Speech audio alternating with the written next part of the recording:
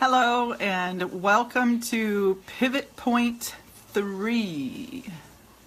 So here is my 100-day commitment to coming on live and talking about pivot points. So we'll see how many people join us live, and those of you on the replay, if you could post that you're on the replay and share this video, it would be awesome. Thank you. Hi Jackie, how are you again tonight? Thanks for joining us. Us, when I say us, I mean me and you. So far we're the only ones here. Share the video if you wouldn't mind, I'd appreciate that. And then we can also have people come on as guests. So when you guys start feeling brave enough about that, let me know and I can have you come on as a guest. So my hair is doing some weird stuff tonight. What do you think of the makeup? Today I went a little bolder on the eyeshadow, and or a neutral but a bold. And then I did a really pretty lip. I stole this lip from Lindsay. She knows. She's okay with it. Didn't steal. I asked her if I could have it. So this is the lip. It's actually a traditional more lip tube, but feels like the best chapstick or something like that ever that you put on your lips. Plus it is colorful, so I like that. So tonight I said I would talk about pivot point number 3. Thank you, Jackie. Which is going to be about multiple intelligences. What do you know about multiple intelligences? Hey Samantha, thanks for joining. Haven't seen you on these lives very often. Today we are talking about multiple intelligences. Carrie, welcome. Thank you for joining us. And say hi if you're in the chat. I see 4. Thank you. And if you wouldn't mind, if you would share this video with your peeps, that would be super awesome. I'd appreciate it. And the whole point of pivot points, again, is to talk about those things in life that cause us to pivot, to change the direction. Hey Stevie, how are you? Great to have you. So I was, like I said the other night, I was on the airplane and I was trying to think of a topic that I could come on and share and talk about the different businesses that I do, talk about lots of different things, and have you guys interact as well. And I was thinking about like defining moments, you know, what was that defining moment? And for me, it's not been one defining moment. It's been a series of little pivots along the way that have gotten me to where I'm at. And I would say that I'm probably happier now in my life than I've ever been before. I'm doing the things that I like doing and giving myself permission to do it. So how are you guys doing with that? Are you living your best life? I keep seeing people post about that, living their best life. Are you living your best life? And what's it going to take to get you there if you are not? So, are you? And today I was thinking that sometimes we have this feeling that we're not enough, we're not good enough. Other people are maybe smarter than we are, or they're better off in some way. Well, thank you, Stevie. It's my limelight. It's one of my businesses. Thank you so much. I just love this lip color. I think it's a real nice. My daughter said, Lindsay said, that's an old lady color, but I'm like, I'll rock the old lady color if that's what it is. I like it. Maybe it goes with my purple glasses. So I'm going to hold this little guy up in front of you. See if I can hold this up here. And I'm sure you can't really read all of the detail of that. But this is a nice little graphic that shows how we all are intelligent, but we're intelligent in different ways. So some people are musically intelligent. Do you know anybody that's musically intelligent? Like, they just really just have the gift of music. So that's this one up here. Then there's 9 different intelligences that Howard Gardner wrote about. I actually read a book while I was doing one of my degrees about these multiple intelligences, and it helped me. It was my little pivot from thinking that I wasn't smart enough, I wasn't smart like some other people. And so Howard Gardner says that there's all different kinds of intelligences. You know, the person that is just super athletic, I mean, they don't even have to try, and they are like the top of the ladder in their particular sport. Do you know people like that? Some people are just really super good at visual spatial relations. That's their intelligence. Do you know that person that can take like a room full of random objects and just know exactly where everything should go? So that person has visual and spatial intelligence. The person that's really good at sports, yoga, things like that, could be bodily and kinesthetically intelligent. So I have a list here. So let's talk about, so I'll just go down the list and see if you can figure out where you are on this list. Verbal and linguistic intelligence, mathematical and logical intelligence, musical, visual spatial, bodily kinesthetic, interpersonal, intrapersonal. So what's the difference there? Naturalist and existentialist. Existentialist. I think that's how you say that. I know, sometimes I'm like, Siri, how do you say this word? So you can learn a lot from that.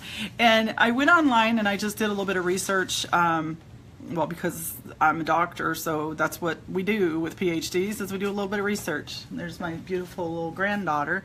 She is, I think, her major intelligence, and you can be multilingual. So she is book smart, but then her other intelligence is definitely musical. She is such a great singer. So a dancer would be someone that is bodily, kinesthetically intelligent. And so what's the point of this? What's the aha on this whole deal? This is to help us realize that not everybody is smart the same way, and which is a good thing, because what if we were all exactly alike? That would be really super redundant.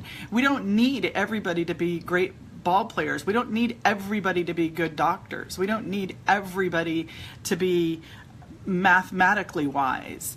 So engineers are the mathematical, logical kind of people, astronauts maybe. Then the interpersonal is someone, so now I'm going to actually talk about the different ways that the different kinds of intelligence likes to learn, and then how they demonstrate their knowledge or skills, if you will. So I didn't start college till I was 36 years old because I didn't feel like I was very smart at all. One of my older sisters was always super smart, book smart, and so like the rest of us in the family just kind of took a back seat to that and said, okay, that's your thing, you're super smart, and the rest of us are dumb as bricks. But as it turns out, we just all were smart in different ways. And it's interesting when you have big families, because when you have big families, the chances are pretty good that you're going to have multiple intelligences throughout your whole family, right? So as I was learning more about the way the brain worked and stuff when I was in my 30s, my sister, the book smart one, she actually said, you know, you are smart. You're just a different kind of smart than I am. And really had never heard of that concept exactly before. I've heard like, have you heard of like street smart, someone that's street smart versus someone that's book smart? So those are like two different kinds of intelligences. But the breaking it down like Howard Gardner does into 9 intelligences, I think really breaks it down in a way that captures more of us and helps us realize how everybody in our lives, including ourselves, have an intelligence that we were really created to explore. So that's why I thought this was a good pivot point for tonight. When I figured out that I'm a verbal linguistic smart, it helped me realize, well, that's how come I always like talking about stuff. Who else is going to talk about stuff besides me? Other people that are verbal linguistic intelligent. Not everybody would really like coming on live and talking about anything. So the fact that I like doing it and feel like that it helps people understand things. Hi, Lori. We're talking about multiple intelligences tonight, and so trying to figure out if you can pick out which one you are. So the first one on my list was verbal linguistic, and I would have to say that definitely describes me. We were also talking about this wonderful lip color because I think it's beautiful. I love it. The second one of the 9 that Howard Gardner talked about was the mathematical logical. So while the verbal linguistic likes books, stories, poetry, speeches, author visits, that's how to reach that person. They demonstrate that intelligence by writing stories, doing scripts, they write poems or they tell stories. They either tell them or they write them. That would be a verbal and linguistic. See if you can pick yourself out in this, okay? Then mathematical logical. This person, they like to do exercises, drills, problem solving. They like to figure things out. That's the mathematical logical. And they show their understanding by counting, calculating, theorizing, demonstrating, programming computers. That's probably the first one that comes to mind. And why is this important? Why do we care what everyone else's intelligence is? Well, my thought is that the better we understand ourselves, then the more we understand how other people operate, that the easier it is to work with and communicate with other people. And boiling it all down, most of us are looking for love, acceptance, and approval. And if we start to figure other people out, figure ourselves out, we can get along better. And we can have that pivot moment where we are living our best possible lives. Musical is the next one, and like I said, I think that's my granddaughter.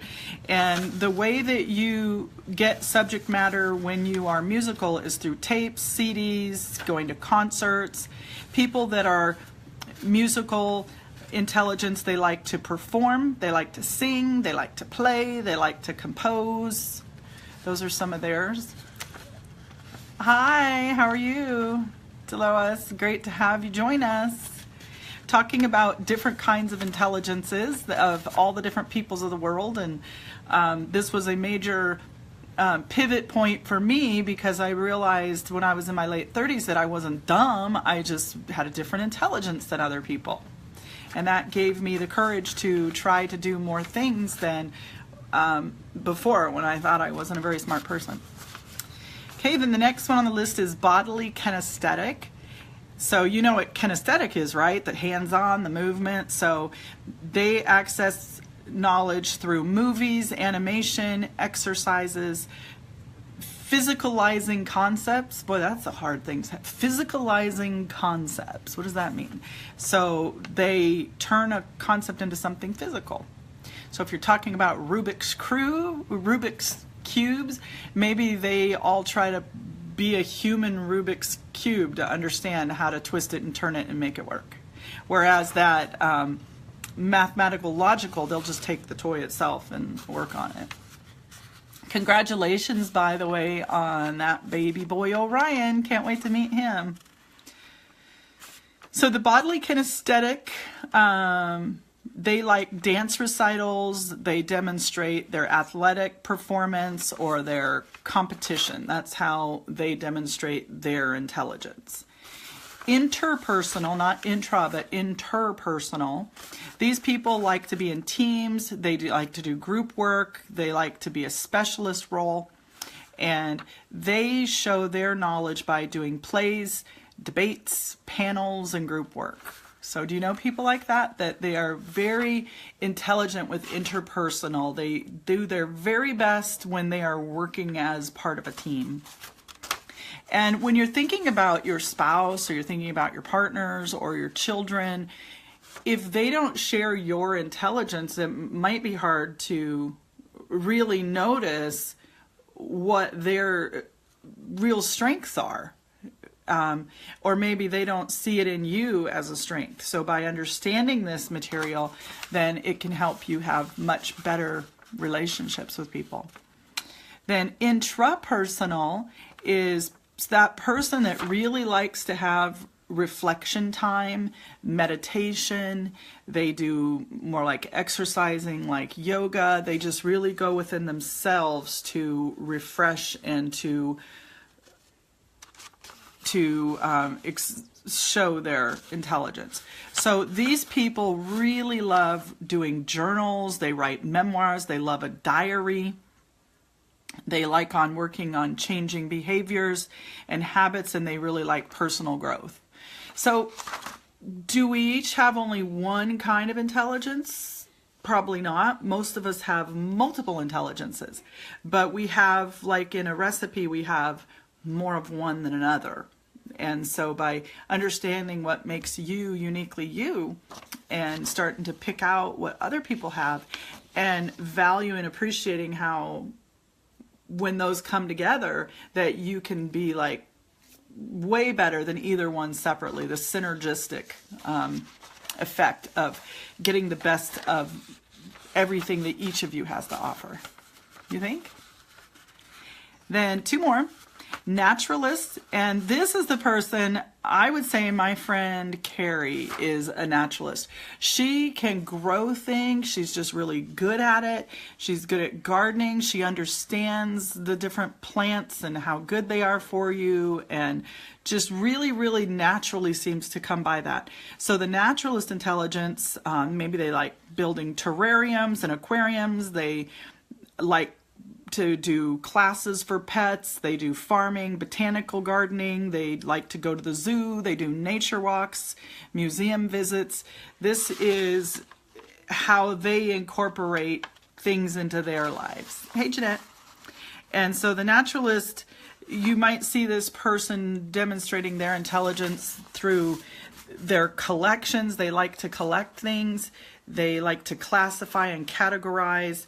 Maybe they even like to care for animals or plants. You'll see this person around nature a lot. So naturalist, makes sense.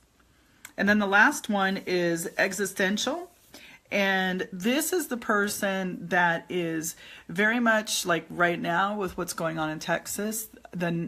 These people, the existential people, are very concerned about community. They really like to be a part of and work in community, particularly with regard to charitable contributions, working for causes.